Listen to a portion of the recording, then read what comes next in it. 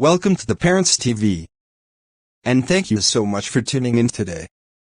Your love, support, and encouragement mean the world to me. Whether you're a new subscriber or a returning fan, I appreciate you from the bottom of my heart. This channel exists because of you, and I'm so grateful to have you on this journey. So sit back, relax, and let's dive into today's story. You won't want to miss it. Peculiar is sitting on the couch with a tray of food. Charles enters, takes off his shoes carelessly, and tosses his bag on the floor. He looks visibly annoyed. She forces a smile. Welcome, Charles. I made your favorite, yam porridge with goat meat. Fresh, just the way you like it. I'm not hungry. Not even a bite? You left this morning without breakfast. Are you feeling okay? I said I'm not hungry. Must I explain everything? You don't have to explain. I'm just trying to care for you. You know, the way I've done every single day for the last 15 years. Oh please, let's not start. Start what, Charles? I'm trying to talk to my husband. Or is that a crime now? Talk? You call this talking? You're always monitoring, always hovering like I'm a child. I just walked in. I waited for you. You know Mama hasn't been eating unless I feed her myself. I carried her again today when she collapsed after trying to stand on her own. And still, I waited for you. That's not hovering, that's caring. Here we go again. Mama this, Mama that. You use her like some badge of honor, peculiar. So what if you take care of her? She's my mother too. Yes, she is. But for 15 years, it's been me, bathing her, changing her clothes, attending to her doctor's appointments. While you grew distant from both of us. You always make yourself the victim. It's getting tiring. It's not about being a victim. It's about being your wife. And not feeling like one anymore. Later that night, Peculiar sits at the edge of the bed, folding clothes. Charles stands at the wardrobe, scrolling through his phone. Charles, can we talk properly this time? If it's about your feelings again, I'm tired. Let's not do this every night. Not every night. But tonight matters. Something's wrong and I can feel it in my bones. You don't touch me anymore. You don't speak unless you're angry. You're cold. What do you want me to say, Amara? That I'm tired of this life?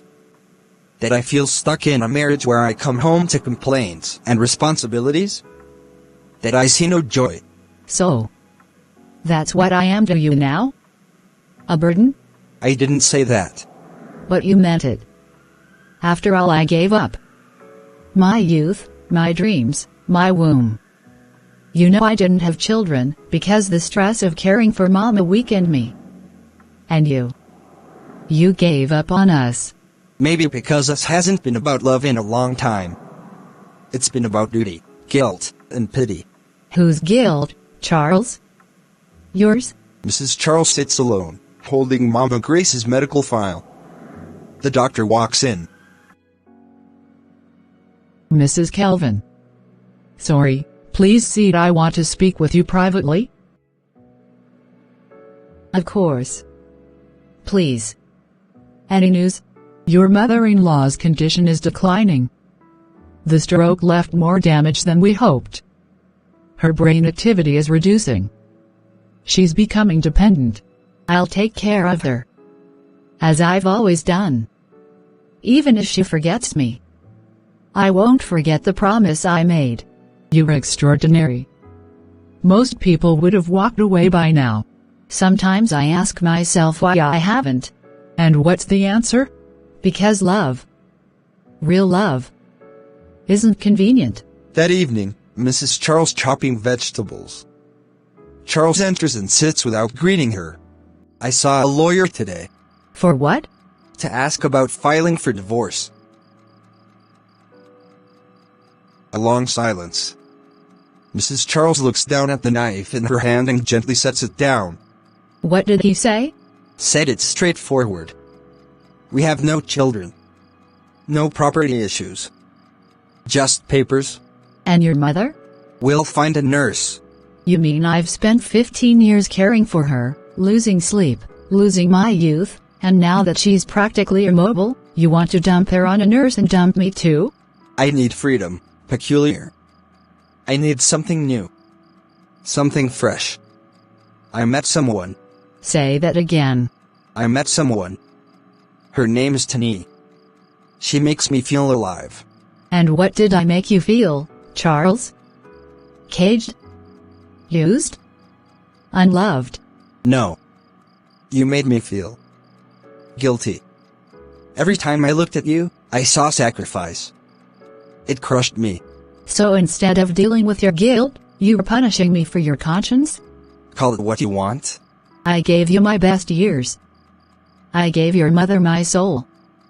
And now you want to hand me a paper to walk away like I never mattered? Yes. The next morning, Mrs. Charles stands at the window, gazing silently at the compound. Charles walks in, adjusting his tie. You're awake early again, Amar? Have you even slept at all? Does it matter? I had to change Mama's sheets twice last night. She coughed through the night. You didn't hear? No. I was tired from work. You know that. I barely have time to rest. That's why you're here, so I can focus. You make it sound like I'm just a housemaid. Kelvin, I've been caring for your mother for 15 years. 15. Not even a thank you. Not a single week of rest. She's my mother. I thought you said you loved me. This is what love is, sacrifice. Then where is your sacrifice, Kelvin? I gave up my job, my youth, my dreams. You come home late, barely speak to me, and now you barely touch me. Don't start this. I have a meeting. We'll talk later. You always say that. But later never comes. Mrs. Charles gently wipes Mama Grace's forehead. The old woman is frail but conscious. Peculiar, my child. You've been good to me. Better than my own son. Don't say that, Mama. He's just busy. Busy or blind. You've bathed me, fed me, cleaned me for years. What woman does that for her husband's mother without love? Sometimes I wonder if it was worth it. I thought he'd see me. Appreciate me. He's a fool if he doesn't. If he leaves you, he'll regret it. Later that night. Can I ask you something? What? Do you still love me? Why would you ask that? Because you haven't looked at me the same in years. You don't talk to me like a husband should. You don't even touch me anymore. Things change, Amar. People grow apart. No, Kelvin. People grow apart when they stop trying. I've never stopped trying. Have you? You're too emotional. And you're too cold. I want a divorce. What did you say? I've made up my mind. This marriage is over. I'll take care of my mother myself. I've met someone else. Mrs. Charles stands motionless, tears streaming down her face. Pastor Bayo enters through the back door. Mrs. Charles? Are you all right? No. No, Pastor. I'm not. Kelvin wants a divorce. He said he's found someone else. My dear, I am so sorry. You've been a faithful wife. Everyone in this congregation knows that. Then why is faithfulness never enough? Why is loyalty repaid with betrayal? Because some hearts are too hardened to see gold even when it's in their hands. Mrs. Charles sits stiffly, legal papers in hand. The lawyer watches her cautiously. Mrs. Charles, I understand this is difficult. But your husband has filed for divorce, and he's offering the house and some financial compensation. He's offering me bricks and coins after I gave him years of service and love. It's generous by law's standards. Then the law is blind to pain.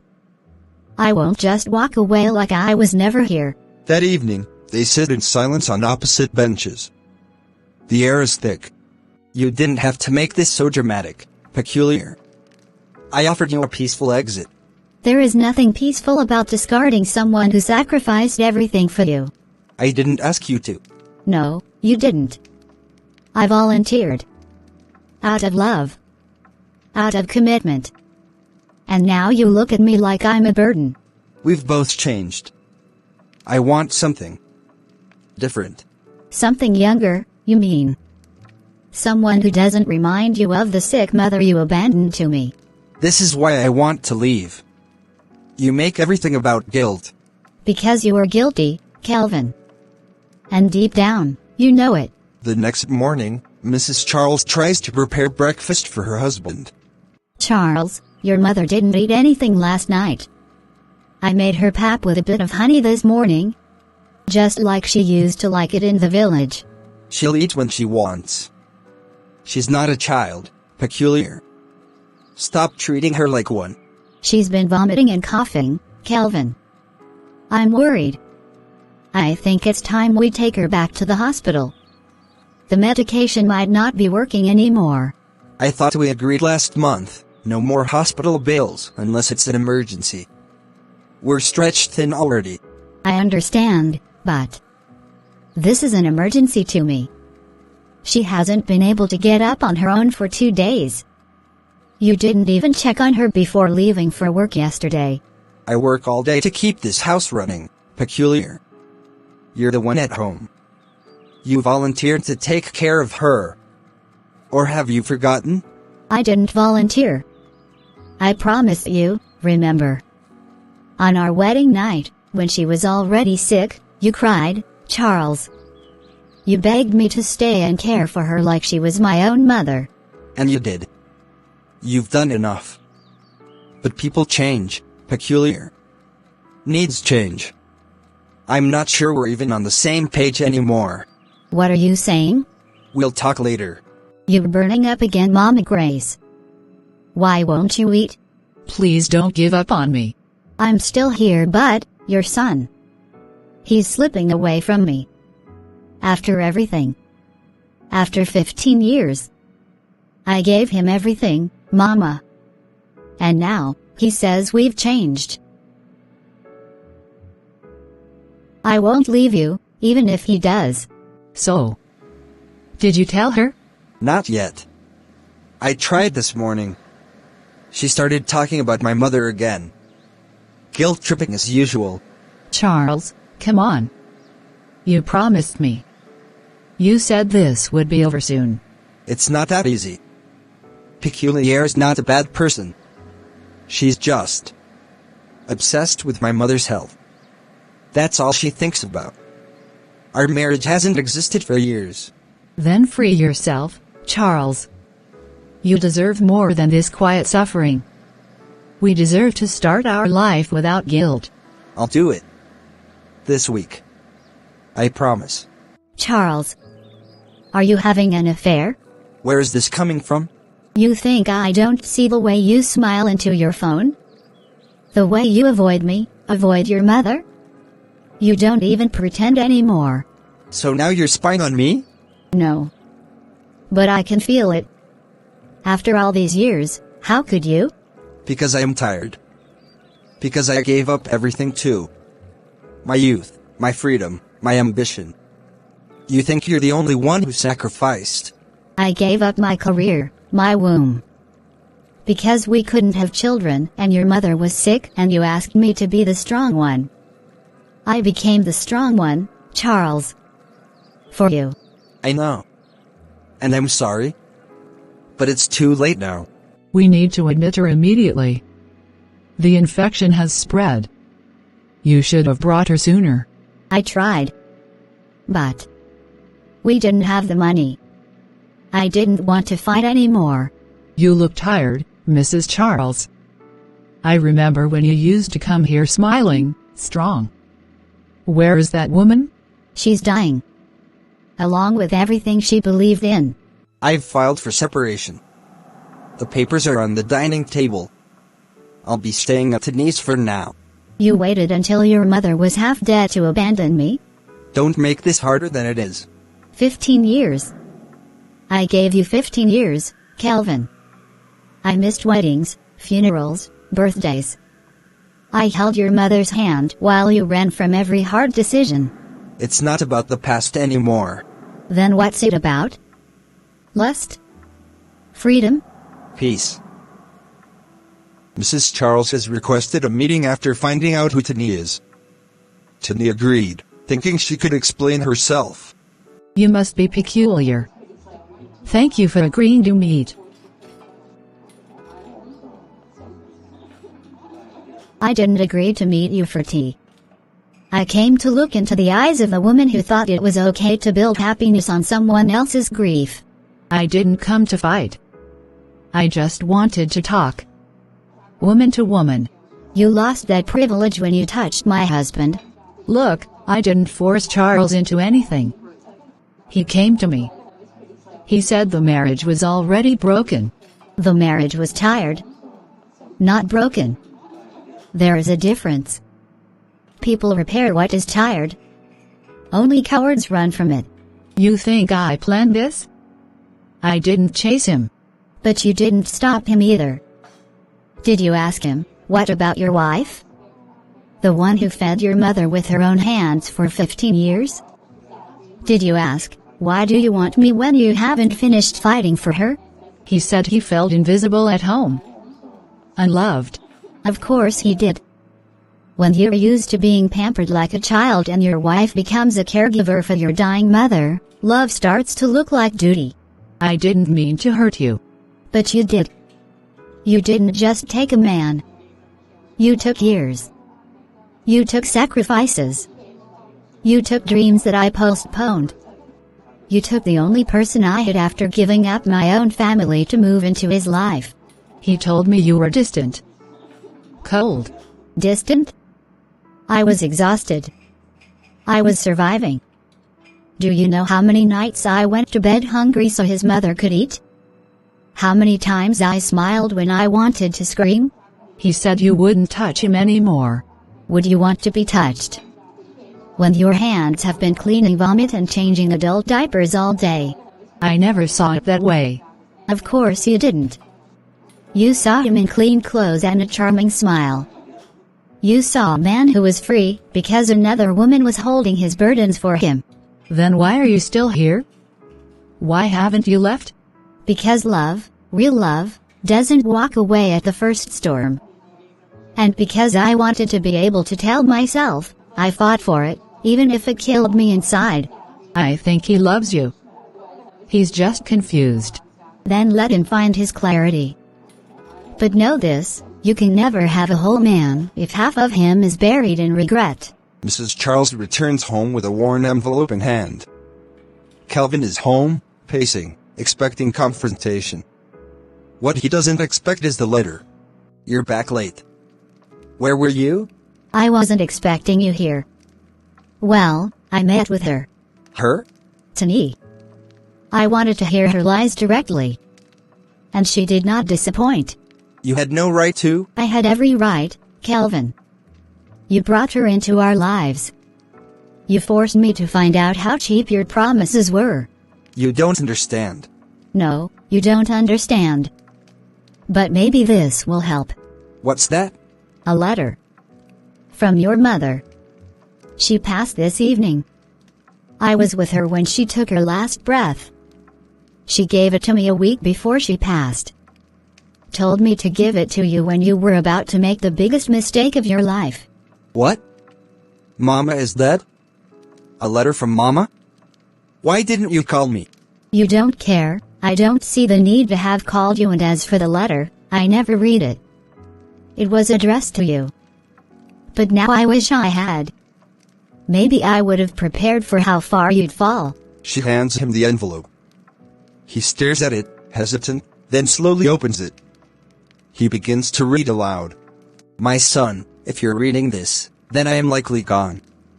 And if Peculiar gave you this, it means you are about to break the heart of the only woman who ever loved you the way I never taught you to deserve. I was never a good example of what a mother should be. And she, peculiar, was everything I never was. She bathed me, fed me, prayed for me, defended me when even you turned away. Don't lose her, Charles. I watched you grow arrogant with her sacrifices. Watched you expect her to carry the home, my illness, and your ego. That is not love. That is slavery dressed in matrimony. Why? Why didn't you show me this earlier? Because I thought maybe you would wake up on your own. That you would remember the woman who stood between you and your worst decisions. I didn't mean to hurt you like this, peculiar. I swear I didn't. You did it anyway. Because it was easier to believe I was the problem than to admit that you changed. And not for the better. What do I do now? You decide. But know this, if you let me go, I won't come back. And one day, when silence is your only companion, you'll remember this moment and wish you had chosen differently. I'll be staying with a friend tonight. Think. Not just with your pride, but with your soul. She exits quietly, leaving him in the living room, staring at the letter from the woman who knew both of them better than they knew themselves. A week later, Mrs. Charles comes back to the house to pick up the last of her belongings. Charles has made his decision, but will it be too late? The room is mostly bare. Some packed boxes by the corner. Mrs. Charles walks in quietly, dressed in simple clothes, her face calm but unreadable. Charles seated on his bed. He looks like he hasn't slept. You came back. Just to get the last of my things. I don't want to argue, Charles. Peculiar. Please. I've read that letter 10 times. I cried reading it. I talked to God last night like I haven't done in years. And? And I saw myself clearly. I saw how far I drifted. How much I took you for granted. You were never just my wife, you were my anchor. And I threw you away like I didn't know your worth. And it took your mother's last words for you to realize that? Yes. And I hate myself for it, Mrs. Charles Supras. You fed her with your hands, peculiar. You cleaned her when I couldn't look at her. You stayed awake when she had nightmares. And I stayed asleep in the next room and called myself a husband. Yes. You did. I want to make it right. I ended things with Tani. I told her it was a mistake, that she could never come close to what you gave me. Not just love, but honor. Patience. A home. And what do you want from me now? A chance. Not forgiveness, not yet. Just a chance to earn the right to ask for it. A chance to be the man I should have been years ago. Do you think I haven't dreamed of hearing those words? Then let me prove it.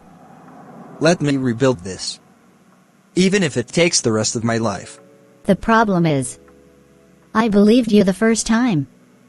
I believed you when you said for better or worse. And all the worst fell on me alone. I know. And if I could take it back. You can't. But maybe you can start over. Not with me, but with yourself. Because I don't know if I have any more pieces of me left to give. I deserve that. But peculiar. Just tell me there's hope. Hope is earned. It's not a word anymore. It's in actions. In sacrifice. In truth. And if one day I see that, then maybe we'll talk again. Mrs. Charles nods slowly. She picks up her box and walks toward the door. She pauses at the door frame. Take care of the house. It's the one thing I built with love. Don't let it rot with regret. I won't. And peculiar? Yes. Thank you. For everything, even when I didn't deserve it. Goodbye, Charles. She exits. The door closes gently. Charles stands in the empty silence, holding the letter one last time. Thanks for watching. Please kindly subscribe, like and share.